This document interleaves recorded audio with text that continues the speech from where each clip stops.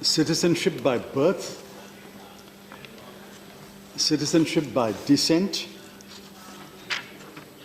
citizenship by registration, citizenship by naturalization, and citizenship by incorporation of territory. These are universal, but I'll be very brief. These are universal principles. Now this government is introducing a new category called citizenship by arbitrary executive fiat, and is asking this Parliament to support the government in passing what is patently an unconstitutional law. My friends have spoken about it, others will speak about it. We are elected representatives of the people. The Constitution has asked us,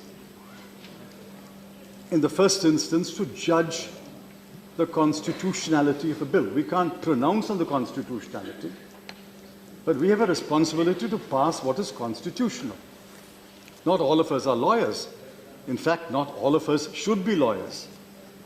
We should be from every walk of life.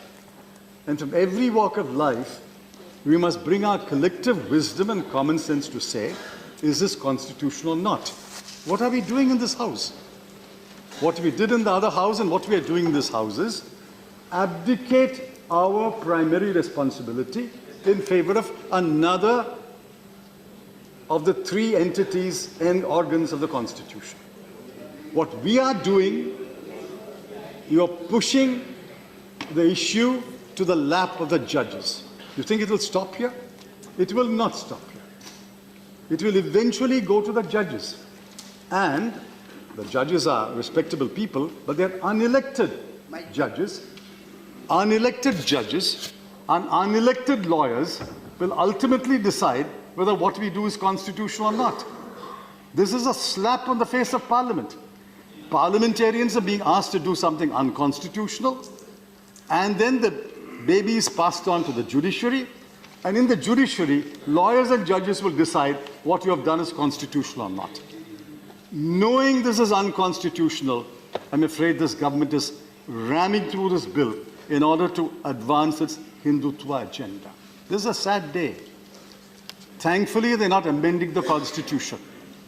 They're only making a law. And I'm absolutely confident and absolutely clear in my mind this law will be struck down. So, I have a few questions. And I want to know who in the government found answers to these questions.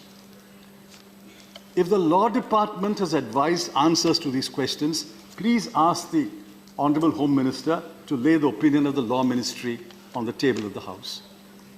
If it is the Home Ministry itself, in its wisdom, found the answers to the question, let us see the final note placed by the Secretary before the Home Minister. If it is the Attorney General who has been consulted, the Constitution has a provision to invite the Attorney General. Please call the Attorney General to this House. We'll ask him these questions. But somebody has to take responsibility for the answers to these questions. These questions are well known. Let me read it very rapidly. 1.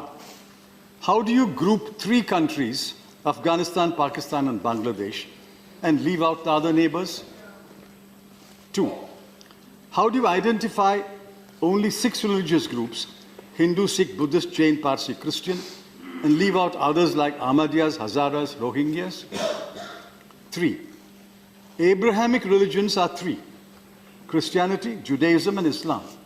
Why have you included Christianity and left the other 2? 4. Why have you excluded Sri Lankan Hindus and Bhutanese Christians? Look at the exclusionary, inclusionary hyphenation. Sri Lanka is excluded, Hindus are included. Bhutan is excluded, Christians are included. When you hyphenate, the effect is Sri Lankan Hindus are excluded, Bhutanese Christians are excluded. This exclusionary, inclusionary hyphenation is beyond common sense and logic. 5. Why only religious persecution? Are people not persecuted for political reasons? Linguistic? Are people not persecuted on linguistic grounds? Are people not persecuted by unleashing internal wars against them? Why only religious persecution? Why not every kind of persecution? 6. Does or does not Article 14 of the does not the bill violate the 3 fundamental elements of Article 14 of the Constitution? First, equality before law. Unequals cannot be treated as equals. 2, unreasonable classification or irrational classification. And then there's a third element which most people forget. Judge-made laws added a third element. Even if unequals are not treated as equal or equals are treated unequally, even if the classification is reasonable, it can be struck down on the ground it's arbitrary. Arbitrariness writ large on the face of this bill. Now, I want to know who gave answers to these questions. Please let us have the answers. Why are parliamentarians being told, you will not give answers to these questions, go to the court and find answers? Let us have answers to the question. Let somebody take responsibility for the answers and say, yes, the Attorney General of India has answered these questions and said, these are our answers, and therefore this bill is valid. I dare the government to lay the opinion of the Law Department. I dare the government to invite the Attorney General to this House to answer our questions. So what we are doing today is wrecking the Constitution from within. A small part of the Constitution is sought to be wrecked and demolished by this insidious bill. Fortunately, we have 3 organs of the state. The executive is complicit. The legislature is being invited to collaborate. Hopefully, the judiciary will strike it down and we will save India and the idea of India. Thank you.